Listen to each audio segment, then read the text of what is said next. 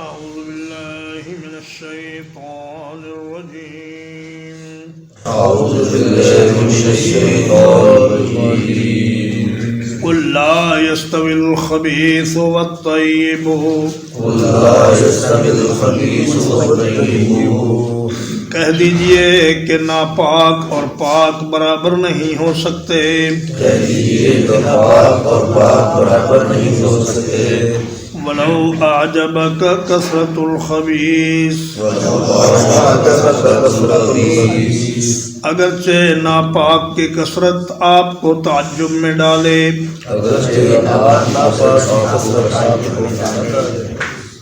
فرمایا کہ حرام اور حلال برابر نہیں ہو سکتے، کافر اور مومن برابر نہیں ہو سکتے، اطاعت اور معصیت برابر نہیں ہو سکتی، اس لیے کہ اطاعت کا انجام جنت ہے اور معصیت کا انجام جہنم ہے، اور حرام کھانے والے کا کوئی بھی عمل اللہ کے ہاں قبول نہیں،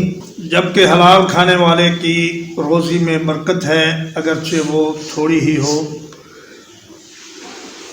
نبی کریم صلی اللہ علیہ وسلم سے یہ فرمایا جا رہا ہے کہ اے میرے حبیب، مومن تھوڑے بھی ہوں، کم رزق والے بھی ہوں، تو وہ کفار سے بدرجہ بہتر ہیں، اس لیے اگرچہ کفار کے پاس بہت سا مال ہو، ان کی تعداد بہت زیادہ ہو، لیکن وہ مومن کے برابر نہیں ہو سکتے۔ جیسے فرمایا کہ اندھیرا اور روشنی برابر نہیں ہو سکتے، دیکھنے والا اور اندھا برابر نہیں ہو سکتے، اسی طرح کافر اور مومن برابر نہیں ہو سکتے۔ فاتقوا اللہ یا اولی الالباب، بس اللہ سے ڈرتے رہو اے عقلوں والو، لعلکم تفلحون، تاکہ تم فلاح پا جاؤ۔ فرمایا عقل مند سب سے بڑا وہ ہے جو اللہ سے ڈرتا رہے اور جو دنیا کی بھول بھلیوں میں گم ہو جائے اور دنیا کی رنگینیوں میں کھو جائے اور اللہ کا خوف دل سے نکال دے، وہ آدمی بڑا ہی بے وقوف ہے اور بڑا ہی احمق ہے، اور اس نے اپنی زندگی کو تباہ و برباد کر لیا اپنے ہاتھوں سے۔ دنیا آخرت کے مقابلے میں کچھ نہیں، لیکن اس لحاظ سے یہ دنیا بڑی قیمتی ہے کہ یہاں کا ایک ایک منٹ آخرت کے کروڑوں سال کی زندگی کو بہتر بنا سکتا ہے یا خراب کر سکتا ہے۔ لہذا اس وقت سے فائدہ اٹھانا چاہیے اور اپنی عقل کا استعمال کرتے ہوئے اللہ کے احکام پر عمل کرنا چاہیے اور رسول اللہ صلی اللہ علیہ وسلم کی اطاعت کرنی چاہیے۔ یا ایھا الذین آمنوا، اے وہ لوگوں جو ایمان لائے ہو، لا تسألوا عن اشیاء ان تبد لکم تسؤکم،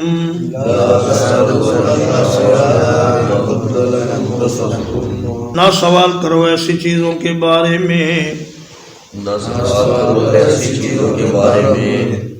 ان تبد لکم تسؤکم، اگر وہ ظاہر کر دی جائے تمہارے لیے تو تمہیں بری لگے گی، وَإِن تَسْأَلُوا عَنْهَا حِينَ يُنَزَّلُ الْقُرْآنُ،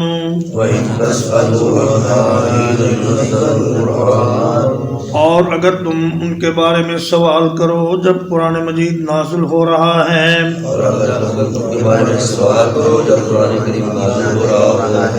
تُبْدَ لَكُمْ، تو وہ تمہارے لیے ظاہر کر دی جائیں گی۔ رسول اللہ صلی اللہ علیہ وسلم سے ایک دفعہ لوگوں نے بہت کثرت سے سوالات شروع کر دیے اور آپ صلی اللہ علیہ وسلم ناراض ہوئے، آپ کا چہرہ سرخ ہو گیا اور آپ ممبر پر تشریف لے گئے۔ آپ نے کہا کہ آج جو پوچھنا چاہتے ہو پوچھ لو، جو پوچھو گے تمہیں اس کا جواب مل جائے۔ تو ایک آدمی کھڑا ہوا، اس نے کہا یا رسول اللہ میں جنت میں جاؤں گا یا جہنم میں جاؤں گا؟ آپ نے فرمایا تم جہنم میں جاؤ۔ ایک اور آدمی کھڑا ہوا، اس نے کہا یا رسول اللہ میرے باپ کا نام کیا ہے؟ آپ نے فرمایا تیرے باپ کا نام حذافہ ہے۔ یہ حضرت عبداللہ بن حذافہ تھے،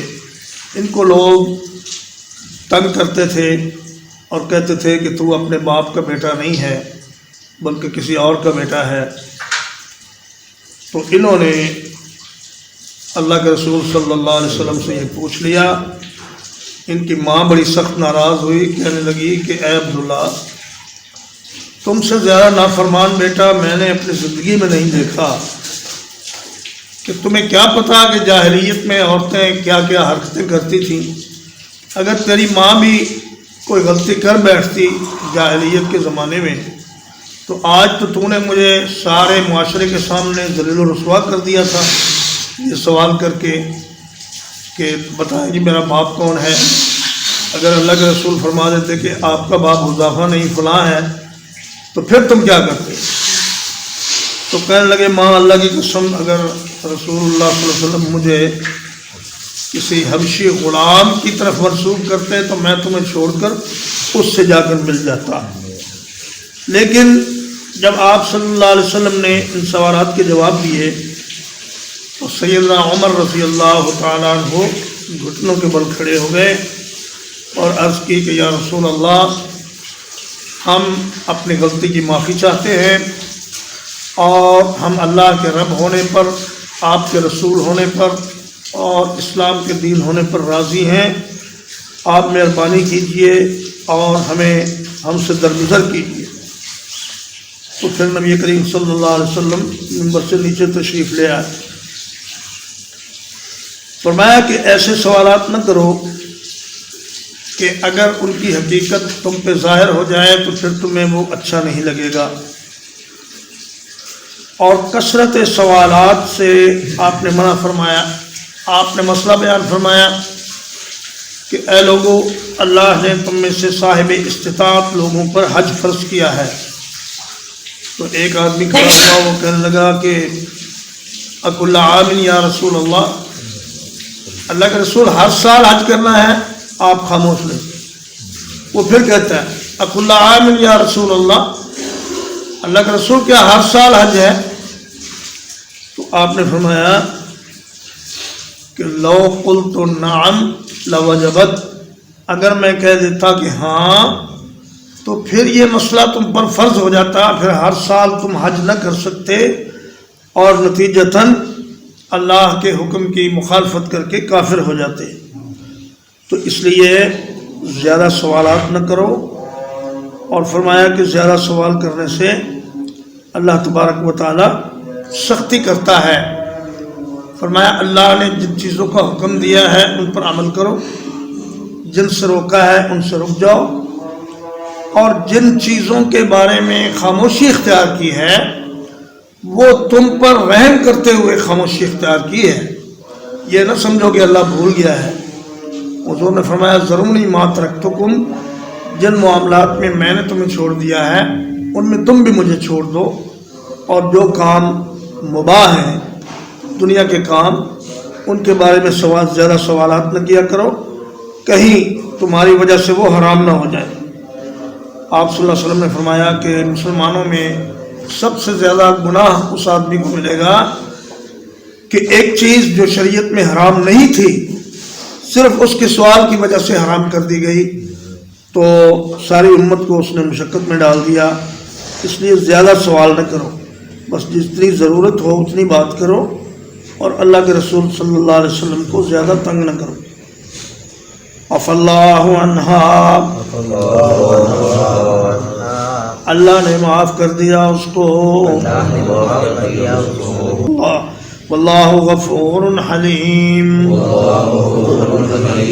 اور اللہ تعالیٰ بہت بخشنے والا تحمل والا ہے. فرمایا جو سوالات تم پہلے کر چکے ہو ان کو تو اللہ نے معاف کر دیا، لیکن آئندہ خیال رکھنا اور میرے رسول سے زیادہ سوال جواب نہ کرنا. قد سألها قوم من قبلكم، تحقیق سوال کیا اس کے بارے میں تم سے پہلے ایک قوم نے. ثم اصبحوا بها کافرین، پھر ہو گئے اس کے ساتھ کفر کرنے والے.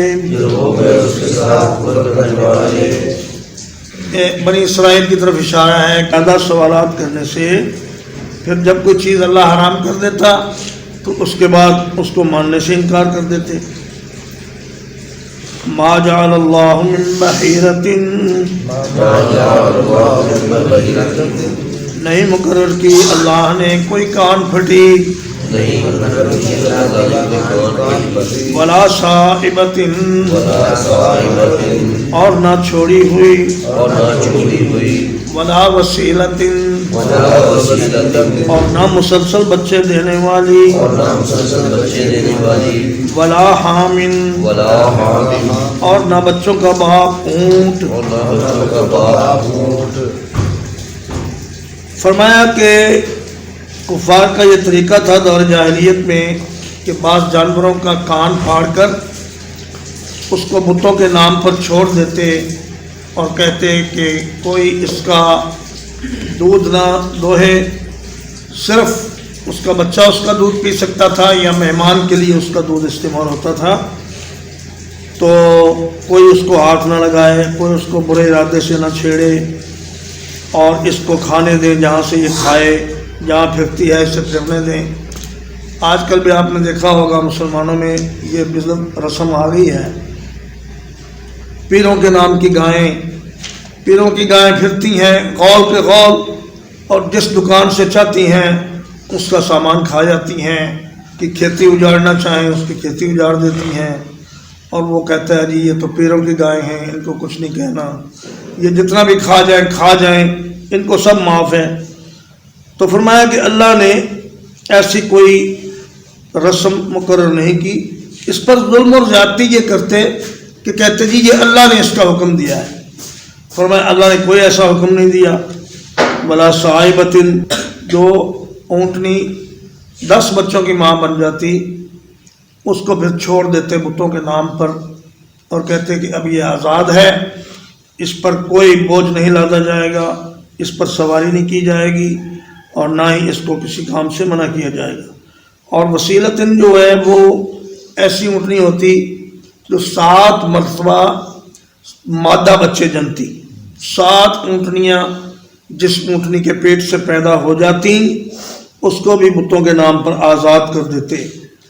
ولا حامل، اور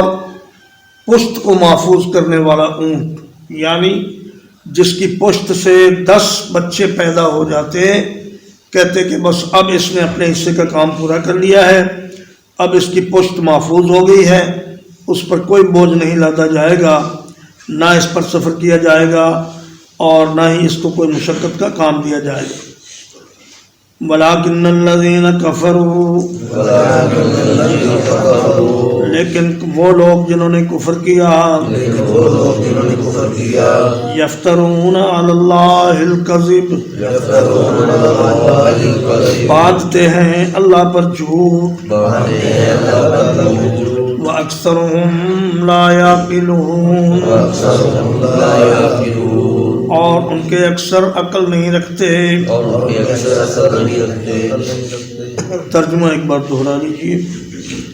قل لا يستوي الخبيث والطيب، قل لا يستوي الخبيث والطيب، کہہ دیجئے کہ ناپاک اور پاک برابر نہیں ہو سکتے، کہیے کہ ناپاک اور پاک برابر نہیں ہو سکتے، ولو اعجبک کثرت الخبیث، ولو اعجبک کثرت الخبیث، اگرچہ تعجب میں ڈالے آپ کو ناپاک کی کثرت، اگرچہ تعجب میں ڈالے ناپاک کی کثرت، فاتقوا اللہ یا اولی الالباب،